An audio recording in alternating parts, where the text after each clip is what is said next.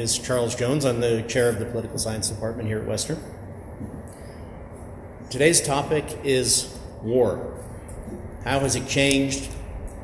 And what is the role of individual human beings in wars today as victims, fighters, criminals? Steven Pinker, in his recent book, The Better Angels of Our Nature, provides evidence that shows that one way war has changed is that from a world historical perspective, there is less of it than there has ever been. In fact, violence has declined within families, within states, and between states. But even if true, this is cold comfort for Syrian war refugees or for the people of Iraq, Afghanistan, South Sudan, and the Central African Republic. In weeks, we will commemorate the 20th anniversary of the start of the Rwandan genocide, in which the population was literally decimated. The original meaning of decimate is to kill 1 in 10 people in a population. This was low-tech, but high-speed killing. 10,000 dead each day for 3 months. Each of those was at one time a living, breathing, individual human being. At the same time, of course, that genocide cannot be understood without making essential reference to particular groups, mainly Hutu killers and Tutsi and moderate Hutu victims. A central goal was to wipe out an entire people. How do we protect vulnerable individuals? How do we hold individuals responsible for their actions in fanning the flames of conflict and perpetrating crimes against persons and entire peoples? Well, today's speaker is well placed to give us answers to these questions. Jennifer Welsh is professor and chair in international relations at the European University Institute in Florence, Italy, and a senior research fellow at Somerville College, the University of Oxford. She was previously a professor in international relations at the University of Oxford and co-director of the Oxford Institute for Ethics, Law, and Armed Conflict. In 2013, she was appointed by the UN Secretary General to serve as his special advisor on the responsibility to protect. Professor Welsh has published many articles and books on topics including humanitarian intervention, the United Nations Security Council, the great 18th century thinker Edmund Burke, and the responsibility to protect. But now to tell us about the individualization of war, protection, liability, and accountability, please welcome Jennifer Welsh.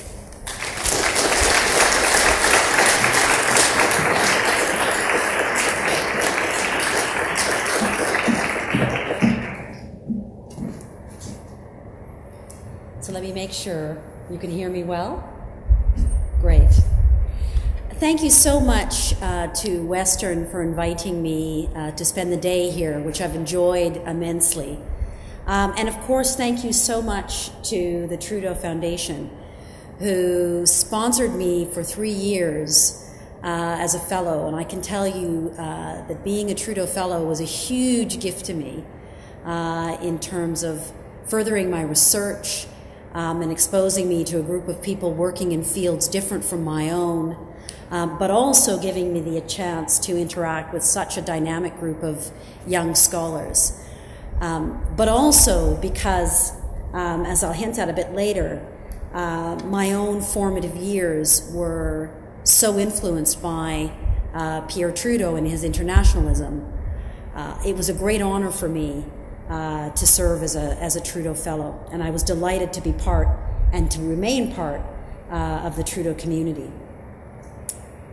While Canada has a treasured and well-earned reputation for peacekeeping, it also has a century-old history of participation in combat.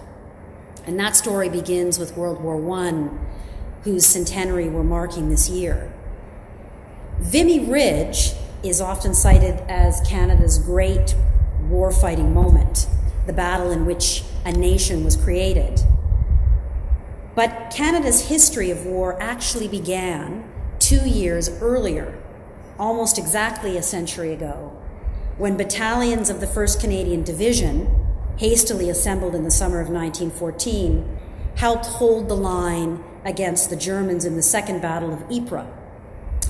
On April 22, 1915, the Germans released 168 tons of chlorine gas, the first use of gas in combat, filling the trenches and forcing Allied troops to climb out into enemy fire. Over 6,000 French and colonial soldiers died within minutes through a flooding of the lungs. Some have described as a sensation similar to drowning, but on dry land. And the survivors fled en masse, leaving a huge 4-mile opening in the defenses and transforming the village of St. Julian into the new front line. German troops were unprepared for the staggering effects of the gas and failed to fill the gap immediately. That's where the Canadians came in. They took advantage of the delay, urinated into their handkerchiefs to counter the effects of the chemicals, and held part of the line against further attacks for 48 hours until reinforcements appeared. Although the larger Battle of Ypres resulted in a stalemate, the engagement at St. Julian Kitchener's Wood marked the very first time a former colonial force defeated a major European power, the German Empire, on European soil. The fighting around St. Julian also led to Canada's first ever Victoria Cross, and it was also during Canada's participation in the Second Battle of Ypres that John Alexander McCrae wrote his iconic poem, In Flanders Fields. Now today at St. Julian, there stands a solemn remembrance of the deaths of the 2,000 Canadians who lost their lives there. At 11 meters in height, there is a brooding soldier, and he's visible for miles around, his head bowed, his hands resting on his rifle. And although a continent and ocean away, the image of the brooding soldier is very familiar to me, because a replica of the monument was incorporated into the cenotaph that was erected in 1926 in Victoria Park in Regina, Saskatchewan, where I was born and raised. And as a child and young teen, I accompanied my father on Remembrance Day to the cenotaph to mourn and remember the two brothers, Victor and Lawrence, whom he lost only 3 decades later after the carnage in Flanders. They enlisted as soon as they were 18, Victor as a wireless operator and gunner in 1940, and Lawrence as a bomb aimer. Victor later went missing in action over Tunisia in 1942. Lawrence died, ironically, on November 21st, 1944, on the 30th and last operation of his tour of duty, coming back from a bombing raid. Victor's body was never found, but Lawrence and his Canadian crewmate were buried in the peaceful Stonefall Cemetery near Harrogate, Yorkshire, alongside hundreds of other soldiers from the Commonwealth. When I was in my early 20s and a student at Oxford, I had the great honor of accompanying my dad to Stonefall to visit Lawrence's grave for the very first time. And standing beside him and seeing him relive the grief he experienced as a 13-year-old boy will remain for me one of the most poignant days of my life. Of course, many, if not most Canadian families, will have felt the impact of World War I and World War II in their own way. As a globalized country with citizens from all over the world, the effects of the conflicts on Canada are hard to generalize, given that our parents and our grandparents might have been combatants, prisoners of war, concentration camp victims, civilians, refugees. Now, for me, of course, World War II was experienced secondhand through my parents, who are now among that generation slowly fading that remembers large-scale conflict. And part of that indirect impact on me was the book my mother gave me as a young teen, The Diary of Anne Frank, about a girl's own individual reckoning with the tragedy and dislocation and ultimately senseless death that came with World War II. Last year, when visiting Anne Frank's house in Amsterdam, I bought a copy of her diary to pass on to my own daughter, Eleanor. Gradually for me, that secondhand experience evolved into a scholarly fascination with why some countries go to war, why others, like our own, do not, and how the wars that must be fought might be less tragic for the civilians caught up in them. As part of the generation that did not experience World War II, but came to feel an obligation to act on its lessons, this has been the driving force of my work. And I guess you might say then that I'm a curious blend of realism and idealism, a true Canadian, you might say, because while I'm not a pacifist, I recognize that some wars must be fought. I also believe that certain acts have no place in the context of war, and that individuals deserve protection.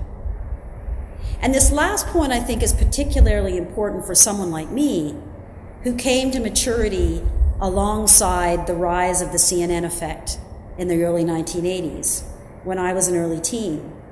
We could no longer claim we did not know, because the images of individuals were right there in front of us.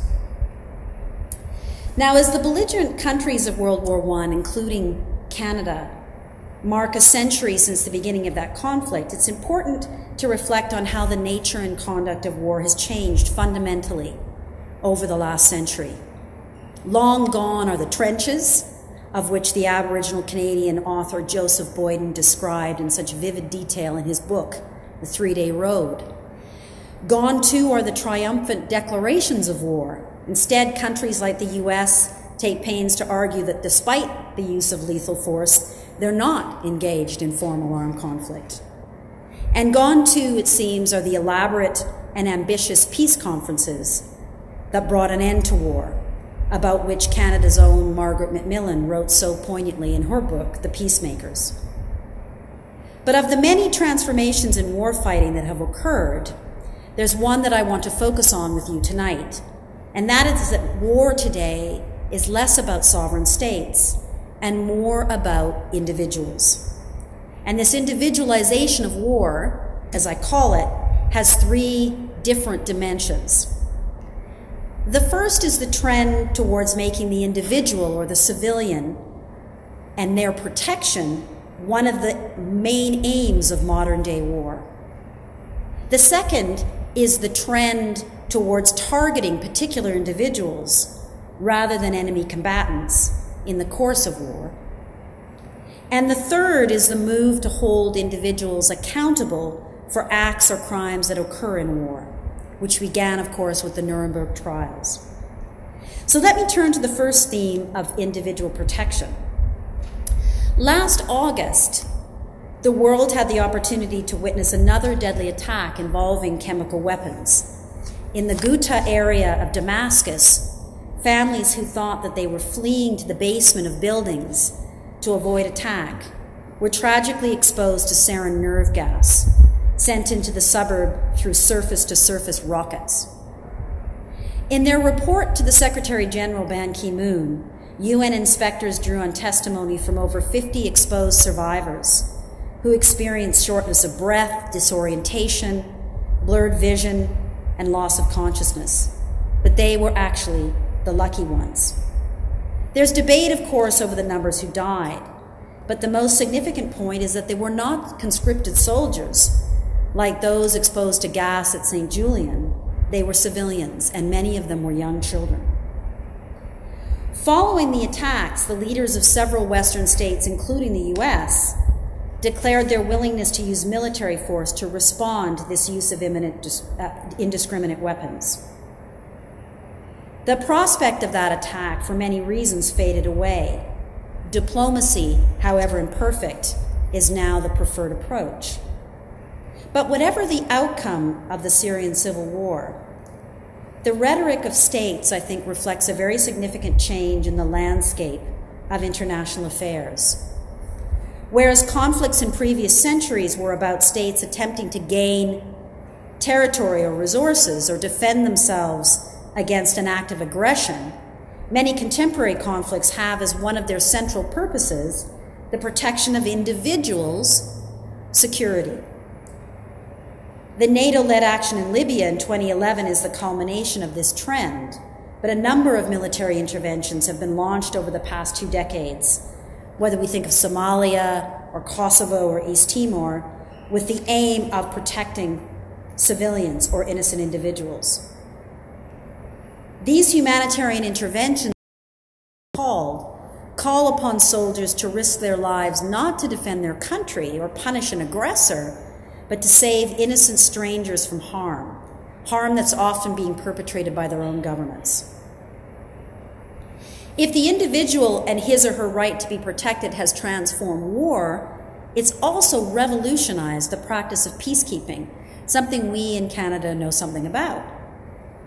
Beginning with the conflict in Sierra Leone in 1999, the UN Security Council now routinely includes civilian protection in peacekeeping mandates, calling on UN contingents to stand up for extreme violations of human rights in the countries where they're deployed. So while during the Cold War, peacekeepers practiced a more passive kind of impartiality, keeping warring factions apart, today peacekeepers are mandated and expected to be much more assertive, to stand up for civilians. And as a result of that, many of the UN's more recent peacekeeping efforts have involved the stretching of the idea of impartiality.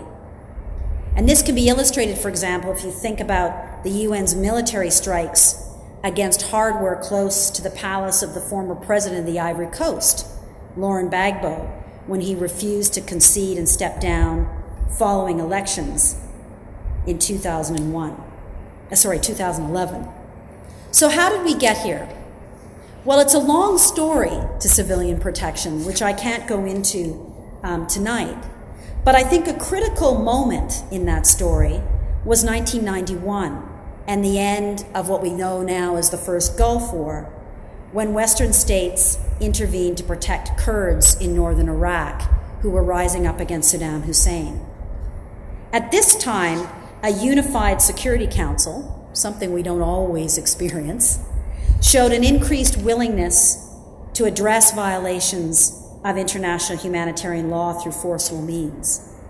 And there followed a decade and a half of Security Council authorized missions to address the plight of innocents caught up in armed conflict.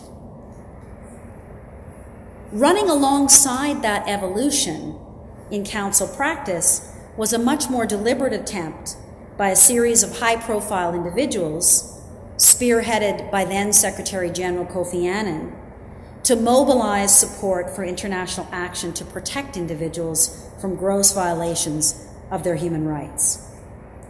The entrepreneurship of figures like Annan was aided by 2 pivotal cases from the 1990s. One that Charles Jones referred to, the Rwandan genocide, where there was late and inadequate international response.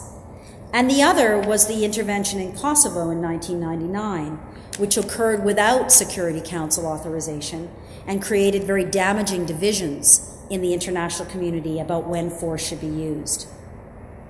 Kofi Annan urged the international community to rethink their rights and responsibilities in a world in which the aim of the Charter, the UN Charter, had evolved to focus on the protection of individual human beings and not just the sovereign states that might house them. The Canadians at the time responded through their sponsoring of an International Commission on Intervention and State Sovereignty, whose 2001 report, The Responsibility to Protect, offers my mandate for the Secretary General.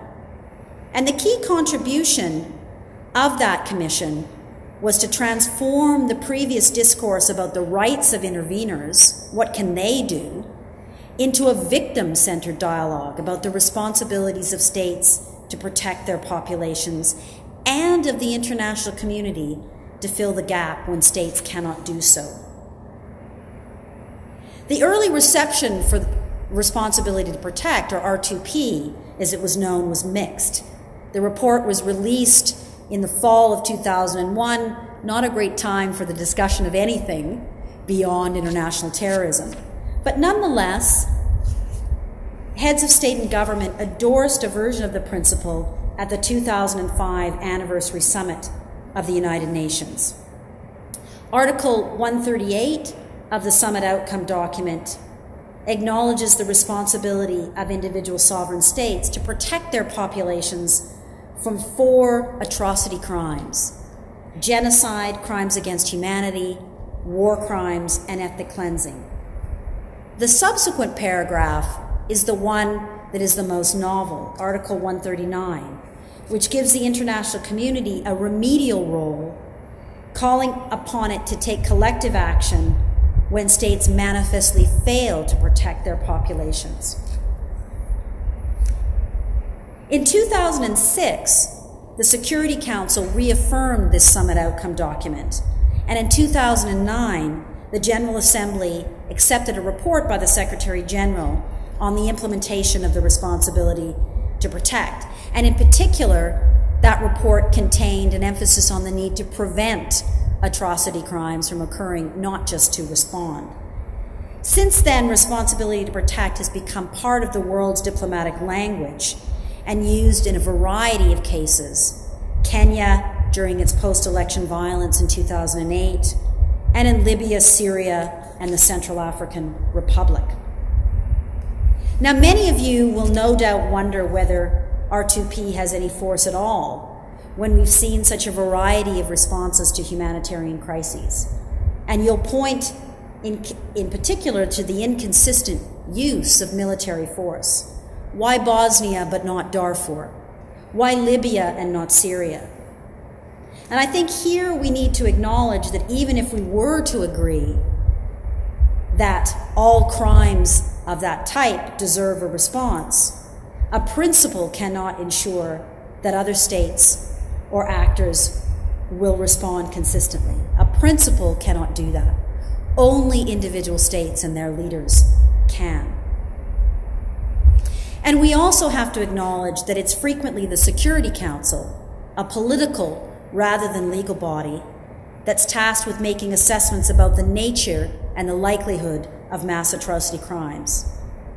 This council, as we know, is hardwired to act inconsistently, given its structural features of the veto and its susceptibility to politicization. And we're seeing this as we speak through the divisions over Crimea. But that doesn't mean we should lose hope.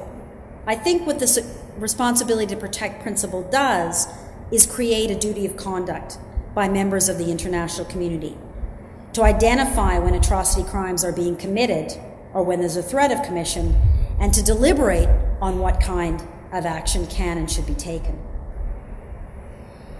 So those are a few thoughts on individual protection. Let me move to individual liability, the second aspect of individualization. The rules that make up the traditional law of armed conflict, and by that I mean the law that developed through the Geneva Conventions to regulate the conduct of war, that law is organized around collectives, combatants and non-combatants, rather than individuals. A person's liability to be killed in war was determined by his status in one of those two groups. Innocent civilians as non-combatants were immune to attack, giving rise to the notion of discrimination. Civilians should not be directly targeted, whereas soldiers as combatants could be killed upon sight. But there's been significant move away from what I would call this status-based or group-based conception of warfighting, which divides the population into combatants and civilians, towards a more concerted attempt to target and kill particular individuals. This practice has intensified, of course, giving recent advances in unmanned weapons systems, or drones, as they're called. Now, targeted killing diverges from warfighting in two main ways. First, whereas in the past soldiers were intentionally targeted as combatants, they were rarely killed because of their individual role or identity. Instead, they were unidentified, anonymous, members of the class of enemy combatants. Today, however, particularly in the context of US counterterrorism efforts, individual terrorist operatives are targeted because of a particular threat they allegedly pose. The second difference is that given that drone technology offers the possibility of a precise kill with limited collateral damage, its proponents argue that it should be employed against certain civilians who, while normally protected by the principle of civilian immunity, pose a severe threat and therefore should become liable to attack. These so-called high-value targets could include political leaders or leaders of terrorist organizations. So, for example, in 2011, NATO's target selection in Libya became increasingly focused on Colonel Gaddafi and his immediate family. Of course, drones are not the first and won't be the last weapons to kill from a distance. They represent a continuation of technological evolution in advanced societies that begins with tools like the English longbow running through to airplanes and cruise missiles. But this isn't to say that drones aren't novel in some important respects, or that they don't raise critical issues for the ethics of war. There are many analysts that have argued that they are actually ethically preferable to other military means, such as bombers or missiles or special forces, because they allow for a more careful view of the target, they limit civilian deaths, and they decrease casualties on the side of those that employ them. So the appeal of targeted killing for its proponents is that it performs a double task. It reduces the number of victims to one, and it inflicts lethal force on a blameworthy individual. I'm worried, however, about policymakers being carried away by these perceived benefits. And in fact, I think the evidence seems to suggest that these benefits are contributing to a relaxation of the criteria for the use of drones. As long-distance weapons, armed drones are being used not to bomb cities like Dresden in the Second World War, but rather to engage in the targeted killing of particular individuals. And the deliberate killing of a human being, no matter who they are, is a deeply immoral act, which can be permitted only in precise circumstances. Drones have helped this practice of targeted killing to metastasize precisely because of their perceived low risks. And in fact, the US government's faith in drones' proportionality has in fact induced the US to undertake riskier strikes, thereby increasing the likelihood of the collateral damage drones are celebrated for preventing. In addition, I think the capacity of the drone has contributed, at least in the US, to a rapid shift in the allocation of responsibilities between the intelligence services and the military, which has raised important questions about democratic accountability. These effects suggest to me that drone warfare may not actually eliminate risk by being more individualized, but rather that it transfers it from one society to another, from those launching the drone strikes or trying to avoid the loss of their own soldiers, to those in the country which is allegedly harboring terrorist suspects. And I think this raises very difficult questions about the legitimacy of the quest for low-cost warfare. Finally, let me say a few words about individual accountability, the third trend in the individualization of war. Because in its attempt to restrain the effects of war, the law of armed conflict imposed obligations on states and state-like actors. But over the course of the last century, specific obligations have been imposed directly on individuals, either as leaders or foot soldiers. And breaches of those obligations have in turn given a rise to individual accountability and criminal liability for acts undertaken in the course of war. This began with the International Military Tribunal at Nuremberg, but it gained momentum really only 50 years later with the Security Council's creation of ad hoc tribunals to prosecute crimes in the former Yugoslavia, Rwanda, and Sierra Leone. And of course, it culminated in the creation of the International Criminal Court.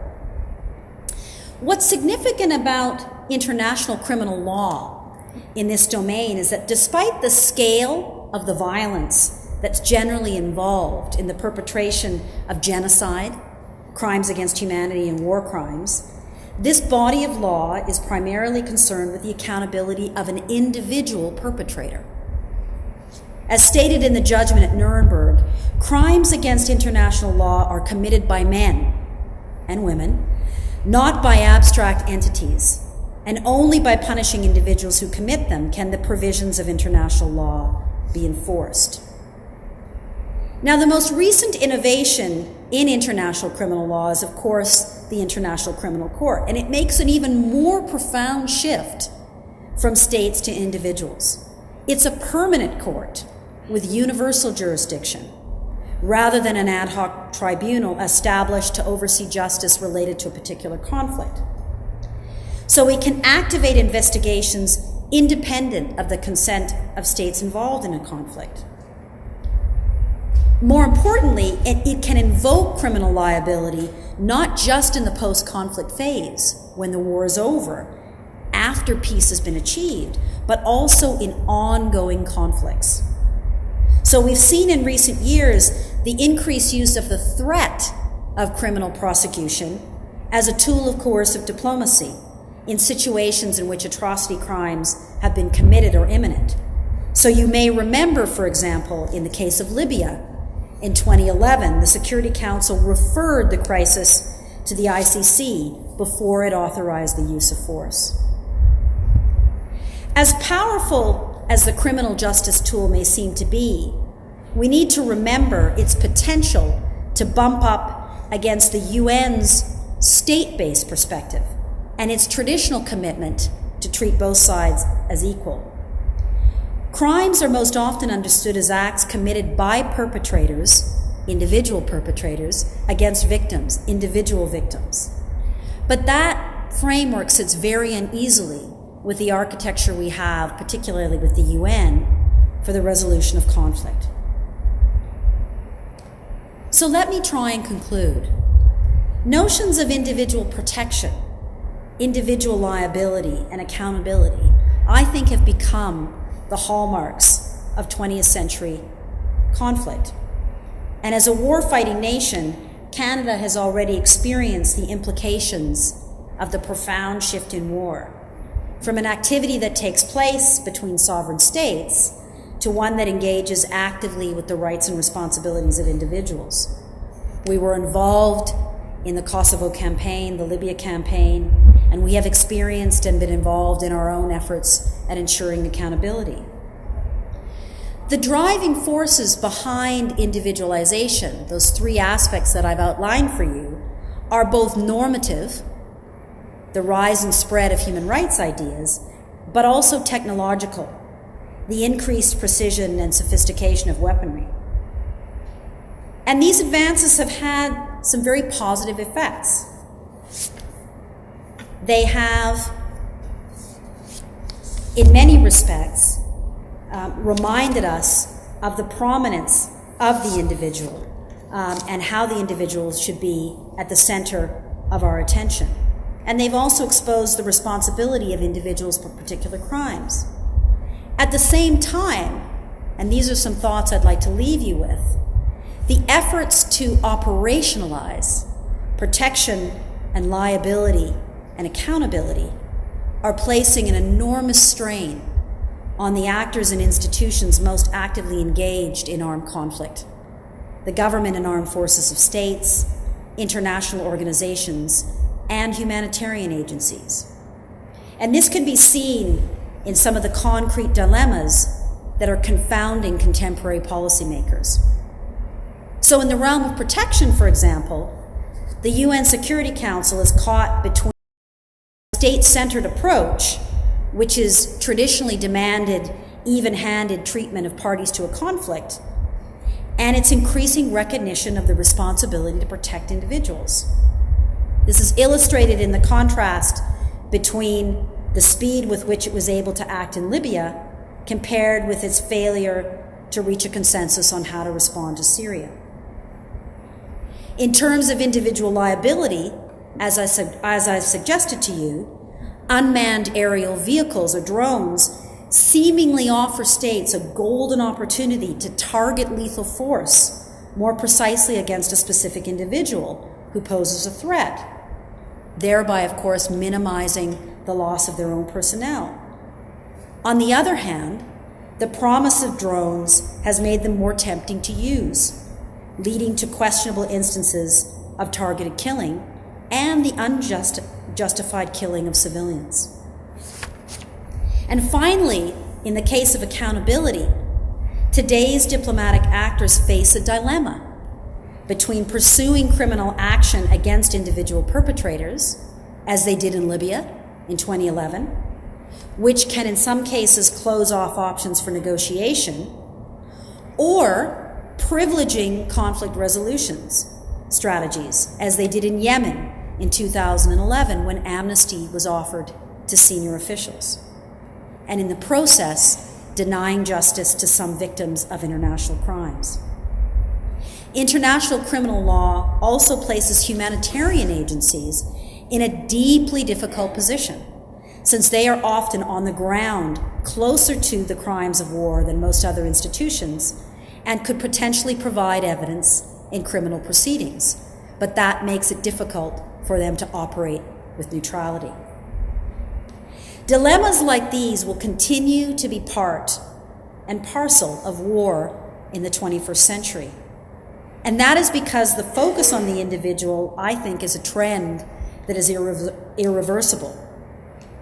It's our collective job, and it's my own personal passion, that the moral sentiments behind that focus on the individual are maintained and safeguarded rather than eroded, and that we tackle head on rather than deny the very real challenges that individualization creates for today's decision makers. Thanks so much for your attention, and I'm delighted to take questions if you have any.